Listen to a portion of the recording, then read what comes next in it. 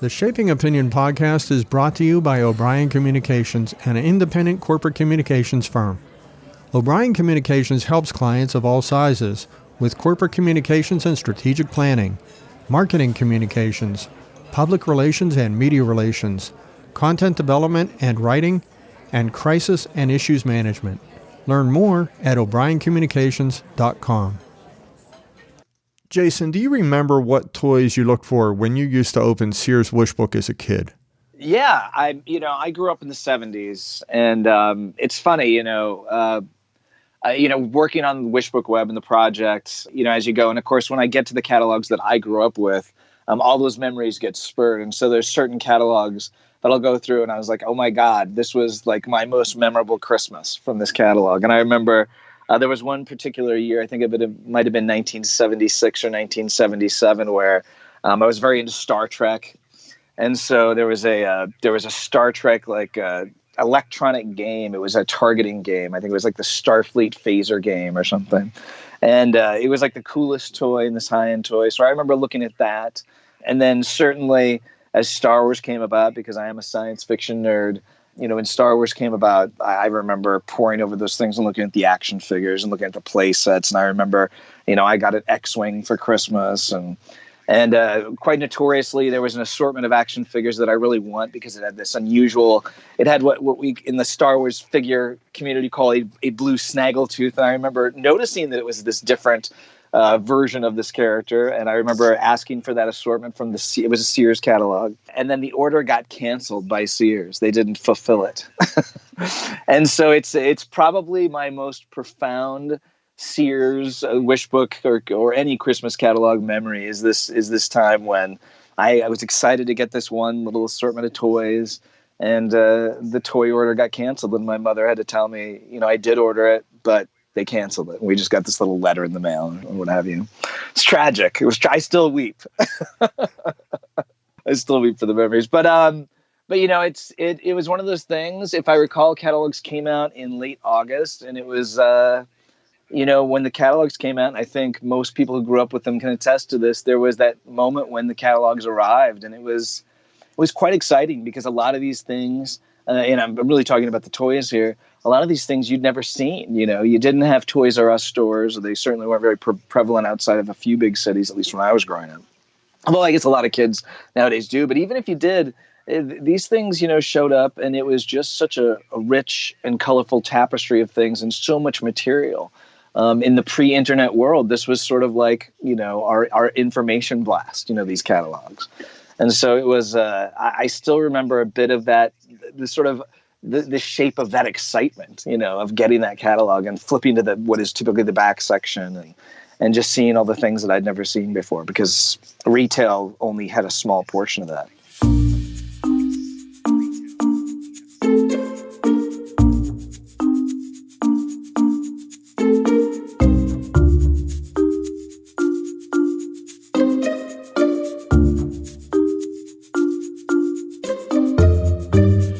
I'm Tim O'Brien. In this episode of the Shaping Opinion podcast, we're joined by Jason Liebig.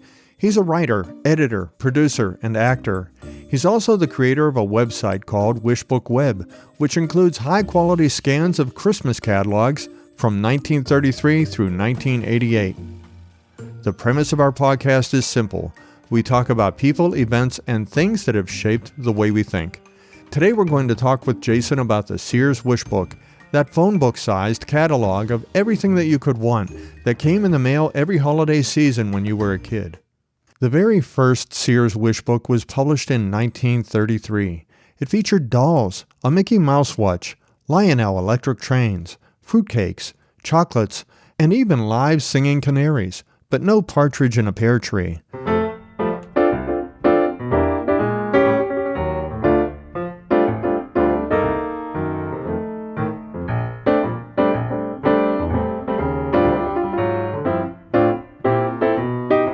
The store catalog was 87 pages long, and it featured 25 pages of toys for kids and 62 pages of gifts for adults. The Sears Wish Book grew over the decades, so that by 1968 it totaled 605 pages, and in 1998 it went online with wishbook.com. This year, Sears will not publish a wish book, but that's not stopping many from revisiting their childhoods through a website called wishbookweb.com. Jason Liebig is the man behind it.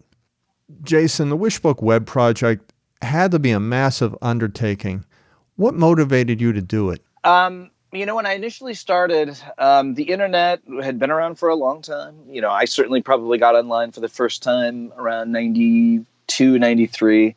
And one of the things that I loved about it, and I was always sort of a nerd. I was always a geeky guy, and you had to sort of seek out information if you liked it. If you liked an old comic book, you had to track it down. I recall ordering a Twilight Zone episode guide off of a science fiction catalog. So if you wanted to, it's like now you can just go into IMDb. But at the time, if you wanted to have a list of Twilight Zone episodes, you actually had to write someone who had sat down and typed them up and you'd photocopy them off and put them into a thing. And the thing about the internet that blew me away when I first found it, when I first personally discovered it, is all of this kind of material, this sort of geeky material that I wanted to re-experience. So much of it was available and there. I recall, I grew up with the early era of video games, and I recall finding someone who had scanned all of like the old arcade video game promotional flyers from the manufacturers that would be sent to arcades or bars or what have you. And I thought, wow, this is crazy. Someone had all these, and put them all up there. So jump forward now to the early 2000s, and there were a lot of great websites, and I was really into toys. I was really into all this stuff. I'd worked in the comic book business for Marvel and DC here in New York, and so I was really into all this stuff. And there were, and people were scanning some of the old toy catalogs. Like if you were a G.I. Joe website, you might have some of the old G.I. Joe pages from the catalogs. If you were a Star Wars website, you might have that. But so the websites that clarified this for me the most was a website called the Mego Museum, which is all about Mego toys and action figures from the 70s. And their sort of sister site or brother site called Plaid Stallions, which is a great name. And Plaid Stallions was all about sort of this wonky fashion, typically of the late 60s and early 70s. They sort of had their mascot, who's this sort of sideburns, classic 70s hair helmet kind of guy called Brick Mantooth that they had named him. And, it's this model from the old late 60s and early 70s catalogs. But they had scanned some of the fashion pages, of course, and which was sort of one of their main things they would look at. And these things and more sort of spurred my memories of the catalogs. And I said, wow, but wouldn't it be great if, you could see the whole catalogs? Wouldn't that be, because the experience of the whole catalog, even the weird parts where there were the cheese assortments, and everything, and the weird clocks and, the old electronics. I said, wouldn't it be cool if you could just somehow experience the whole catalog? And I think, so I guess with all that introduction, I guess the simplest answer to that question would be the reason I wanted to do it is because it's something I wanted to exist. If there was already a website that I could go and look at all the old catalogs, of course I wouldn't have had any, impetus to do it. I would have enjoyed what someone else had done, and seeing that it wasn't done and it needed to be done, I thought, okay, I'm going to try to do this. And I guess that's the shortest answer. What you've done, from what I've seen, is you've scanned over 500 pages per catalog, and that's 50 complete catalogs. And you've done this since 2006. How did you do this logistically? How did you pull it off? Well, one of the initial problems, first of all, just the actual scanning. Okay, the technical aspect of the scanning. One of the things I realized, one of the things I decided, first I tracked down some old catalogs. I tracked down maybe 2 or 3 old catalogs on eBay. I used eBay because it was introduced by then. And, I bought them and I got them. And I was like, oh, this is great. It's so much fun to go through these old things and to have them here. And again, that sort of reinforced this idea as like, wow, wouldn't it be great if everybody had access to these? So sort of my original mission statement was I want to sort of give back to the internet and the people out there sort of what it's given to me insofar as this. So I tracked down those catalogs and I had a scanner and I looked at the sort of logistics of scanning an old catalog. And one of the first things I decided was that if I really wanted to do this right, I was actually going to have to deconstruct the catalog and separate out the pages so I could get nice, clean, flat scans. I call them archival scans. It's a word I loosely throw around, but I know there's real archival societies. But yeah, so I had to deconstruct and actually destroy the binding of the catalog, which was a bit more complicated than I thought, because there's all this glue and sort of fabric back there. It's a process that took a lot of steps. It was very messy, took time. But then once I got all the the pages are very thin, so you have to be careful so you don't tear them or warp them or fold them. And so the first process is deconstructing the catalog, and then it was probably the most mind-numbingly boring and repetitive process, which is actually just scanning the catalog, which for a 400-page catalog can take 3 days, give or take 8 hours a day, trying to watch television in the background or listening to music just to pass the time. But it's a grind. And then at least at the time, it was just the scans. There was no OCR, meaning there was no optical character recognition, meaning you couldn't text search the catalog. So when I started, you'd just scan and then figure out a way to deliver a full catalog of scans to people in a way that they could navigate. And that was the next step, I guess, in the logistic process, was trying to find a piece of software, because I'm not a coder, was trying to find a piece of software that could actually deliver all the pages via the web. And that was a bit of a challenge. And then designing a website, as I crudely did at the time, so that people could find it, and registering the name and everything else. And there weren't nearly as many tools back then as there are now. And it's just sort of getting it up and seeing what people think. What kind of traffic does the site get? That's a good question. I don't pay that much attention to the actual traffic. I just want to make sure that everything's running smoothly. I will say that our traffic between about August and December is probably up about 1,000% than the rest of the year. And that's fascinating for me to see. Oh, I don't know. We get several thousand visitors a day. When I check on some of the data. That's the thing. Early on, I couldn't even really check on what the traffic was. And then when I relaunched the site back in the early 2017, now I can actually track all that stuff. But it's a few thousand visitors a day, and then sometimes a little more around this time of the year. Once you hit the pre-Christmas season, and also, like I said, it's really interesting because when you do start to hit the time of year when catalogs used to ship, is actually when the site traffic ramps up, which I think is delightful and funny. So it's a lot. And one of the things about the old format of the site, my old hosting, I used to pay for unlimited bandwidth, unlimited storage, all these other things. However, the way that that old Adobe software would deliver, it's archaic software at this point, but the way it would deliver the 500 pages was very rapidly overwhelming any server they would put it on. And so my servers kept getting shut down, where they wanted to charge me like $1,000 a month to keep the site up, to pay for some super server. So one of the motivations, beyond wanting to update the site for all the reasons that I wanted to make it mobile friendly, to make it text searchable, was to make it so that it wouldn't get shut down, because it did. Like, I lost the site for the month of December one year because my hosting provider said it was the amount of traffic we were getting was killing them. I do like the way the site navigates, and that's one of the things that surprised me when I heard that you had all of those catalogs online. I thought, wow. And I perused it like most people do, and I started looking at certain years that reminded me of my childhood. Yeah. And I just couldn't believe, as you mentioned, you could go down to page 285 and find exactly that page that was there when you were a kid. So we've gone from high tech today to the tradition. Sears first introduced their Wish Book in 1933, but they actually were a retailer built on catalogs, because back in 1896 they introduced the general catalog, and in that catalog they obviously advertised things for the holidays. That year it was wax candles for Christmas trees, but in 1933 they devoted a whole catalog to Christmas, and even though it wasn't called the Wish Book, it was actually called the Sears Christmas Book Catalogue. Yep. But people called it the Wish Book. And now there's this nostalgia for the Sears Wish Book, and it's why people probably visit your site so often. What do you think people look for when they go onto your site and they go back in time and they visit those Sears Wish Books? It's a great question, Tim. I get a lot of emails, and I've received a lot of emails over the years.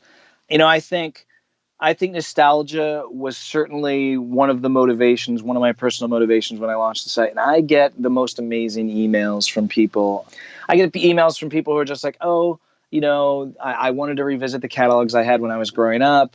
And I did, and it was so amazing. It's so great that they're there, which of course I love to hear. But then the things that I actually get very moved and very touched by are people who said, my mother passed away 2 years ago, and I used to always go through the catalog with her.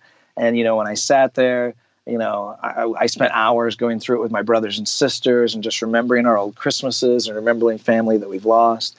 And then I've also had people that say, well, my mother's 80 years old and we sat together and go, or my family, it's like we all got together and went through the catalogs from when we grew up. And so it's, so when I look at that, I think what an amazing thing, because this allows this funny little site to become sort of a touchstone to people's personal histories and people they love.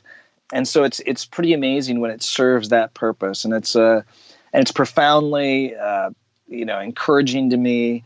I've always said, for all the things I've ever put out into the world, Wish Book Web may be the most purest form of good that I've ever put out into the world, in the fact that it just brings people joy and serves in that. So so I think when people come to the site, they're looking for all sorts of things, but almost inevitably they're all just good things.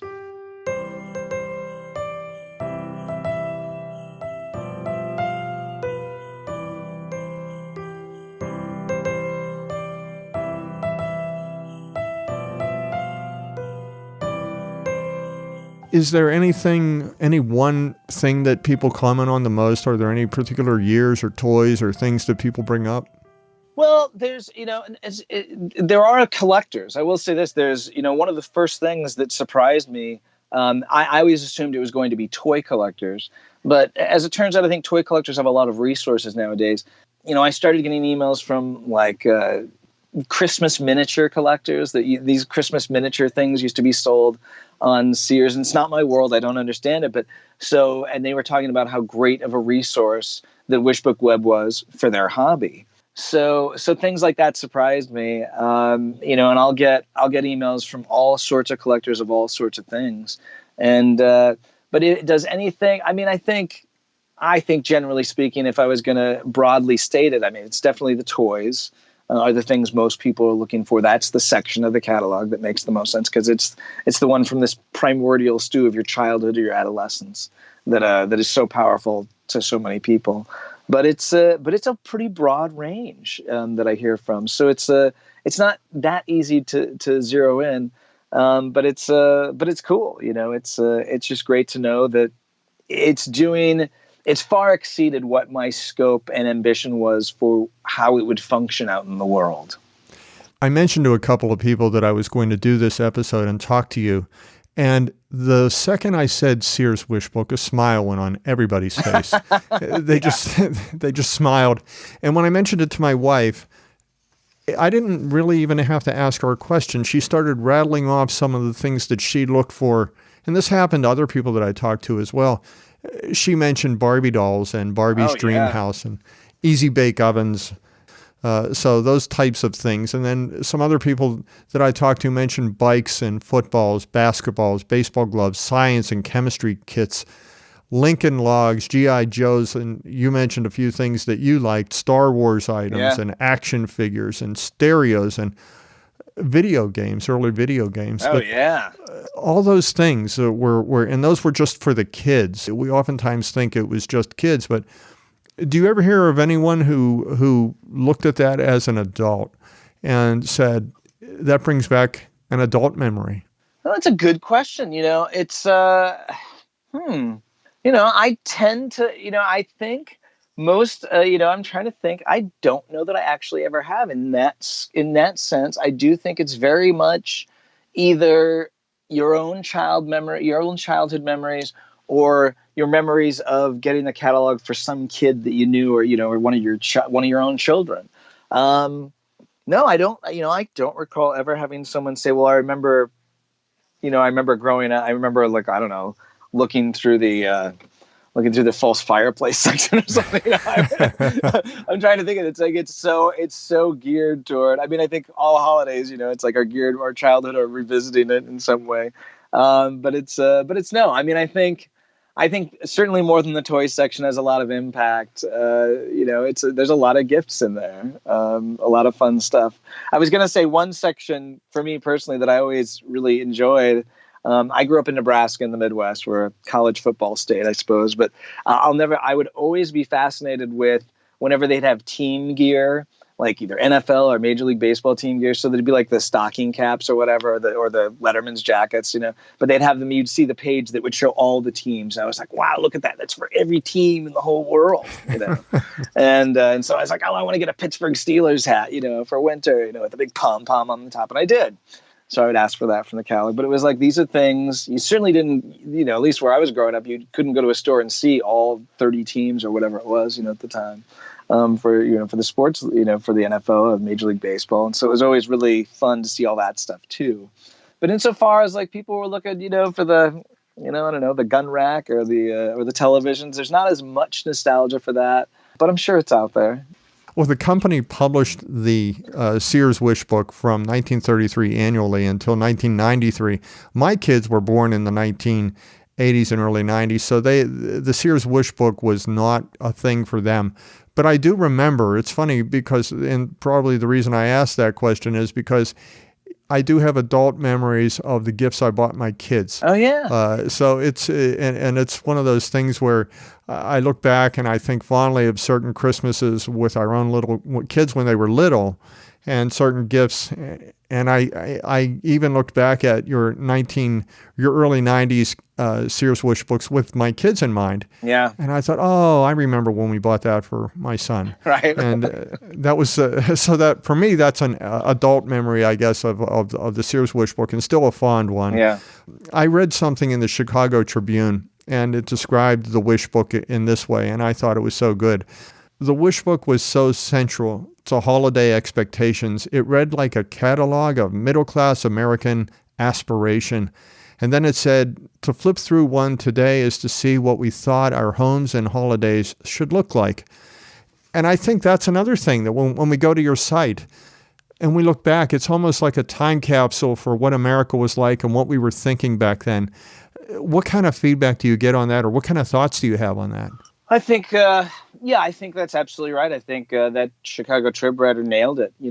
I think from a childhood perspective, it was ridiculously aspirational.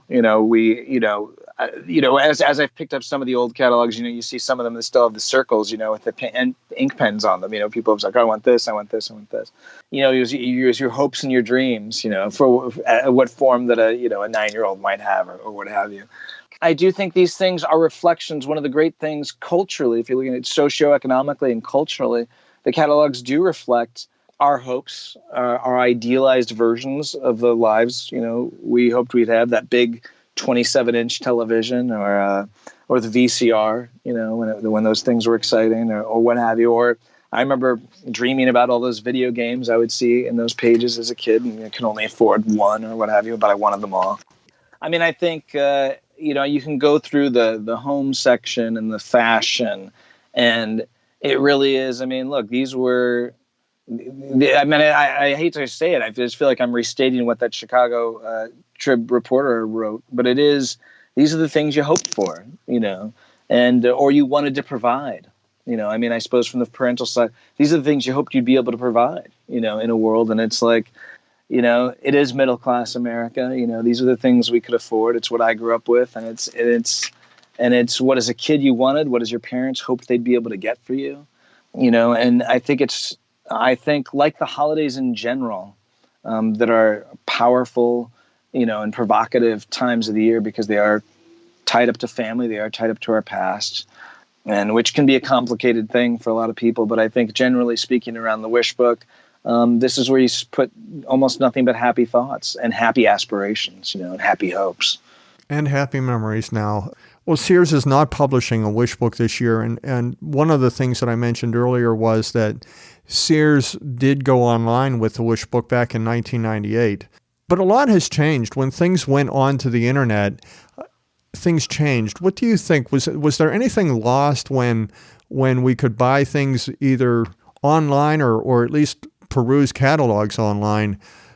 Has anything changed from that we have not been able to replace online? I mean, I think, I think, Tim, I think the internet and the constant stream of information. I mean, there have been 1,000 think pieces and things written about this, and in large degree they were all accurate. The internet, provided everything all the time in a way, and so events. Or even cable TV. Look at it. We used to, America used to sit and watch 3 networks, right, every night. We all watched the same 3 channels. There was never a channel to turn from. And certainly with regard to things like a wish book, a catalog, or catalog shopping in general, I mean, things have become very spread out. The thing about the wish books, the Christmas catalogs, is they all sort of landed at the same time. And we all sort of had this shared experience that was unifying in a way, where they sort of landed at the same time. We were all going through it at the same time. I'll never forget, like, a kid on my block got the catalog early or whatever. And I was like, what? Those things are out? And I was like, are you kidding? Like, I have to get home. I have to get my mom to go to Sears and get this damned catalogs. Mm-hmm. I think that idea that this sort of shared, this very specific and clear shared experience that's happening both chronologically at the same time, and it's that we're all getting the sort of same exact catalogs, and we're all sort of choosing from the same things, and you're sort of sharing that because you have that exact same shared experience. So I think that is lost. I think we see that throughout a lot of phases of society, certainly consumer society. I grew up remembering the back-to-school television specials or the fall preview specials and the fall preview TV guide. I don't know if you remember these things, but I do. I was a big TV kid, and they used to have a Saturday morning cartoon. Of course, we don't even have Saturday morning cartoons anymore, but we used to have a Saturday morning cartoon preview special where they would have some host trot it out, usually a kid or somebody from one of the other network shows, and they would preview all the cartoons. And I remember certainly my friends and I would be ridiculously excited to all sit and watch that because that was going to tell us what was coming. And from the 3 networks of Saturday morning cartoons we could get. So these experiences, and again, I don't know if it's a positive thing or a negative thing, but those types of experiences are far less common because things are sort of spread out, they're dissipated, and there aren't these sort of unifying huge events that we all share. I mean, you have them in sports and certainly through other things in life. But as far as some of this sort of, consumer pop culture things are very much spread out. You learn about TV shows as soon as someone leaks a new thing, and of course there's now 50,000 networks. But I think the catalogs were a part of that, and they were a big part of that. And it's why I think Wish Book Web resonates so well, because back then, these things were profound events when these things landed on your doorstep or when you picked them up at the store, if you had a catalog store. It was advertising, but you didn't look at it as advertising. It had value. Oh, gosh, yeah. I mean, it's, of course, yeah. I suppose by its nature it was advertising, but no, the catalog itself was a gift. There's moments when nostalgia, you can almost capture the edge of a memory. And there's sometimes, when I'm working on the site or whatever, or when I think about it, when I talked about it with people, you can almost remember that little spur of adrenaline, when the thing first showed up. And that's that very, very innocent excitement. It was just pure.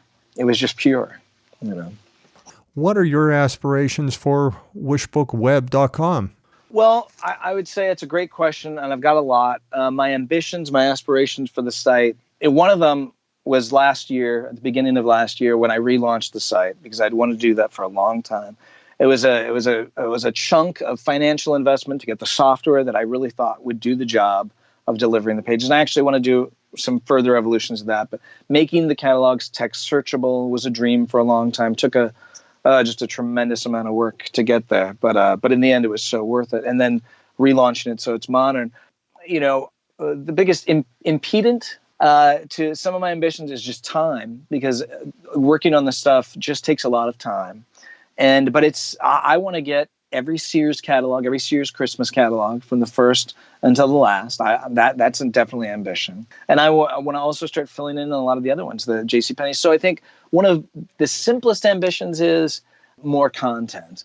Right now, maybe we have 30,000 scanned pages. Let's hit 100,000. Let's really make this a Smithsonian level archive of this material, something that is not only nostalgic, but that will serve as a true shared reference, and something, one of my missions is always the site has to be freely available to everyone with a web browser. Has to be, and that's it. We'll never charge for anything. We'll never do a premium version. It's always got to be free.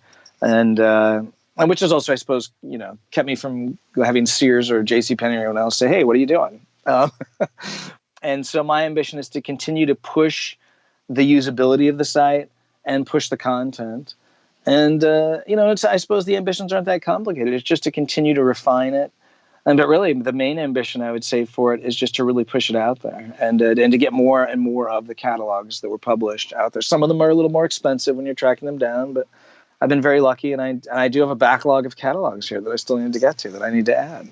Is there any one email or letter that you've received from a person? And can you tell us the story about that letter or what that person said to you? That's a really great question. There have been so many letters. The thing, I will say this, one of the things that surprised me, and I absolutely did not see this coming, I got an email from a teacher, and the teacher talked about how for the previous 2 or 3 years, he'd been using the site as part of a class project. And that blew me away. The idea that this thing I created, some guy in Illinois is using it to teach his kids about consumer pricing, about economics, about, the social, consumer thing, all this complicated stuff, but using the site as a singular reference point. And I thought, wow, that's, talk about unintended consequences. And of course, I wrote back, and I was very grateful that he let me know. And in the ensuing years since, I've heard from other teachers who've said they've used this, and they've used it when they assign projects, and they've assigned projects around my funny little website. And it's and that probably more, I guess the nostalgia emails or the ones, people just revisiting memories, those I sort of expected because that was part of my experience with the catalogs. But people putting this thing to such an academic work and using it for research, that was so delightful and unexpected and probably exceeded my initial ambitions, although not anymore, I suppose. Now it's all part of my thinking when I put the site together and build it and continue to work on it. But it was something that changed the way I look at the site, actually, that email. And so that was transformative in a way. Jason Liebig, thank you for joining us today. Thank you very much, Tim.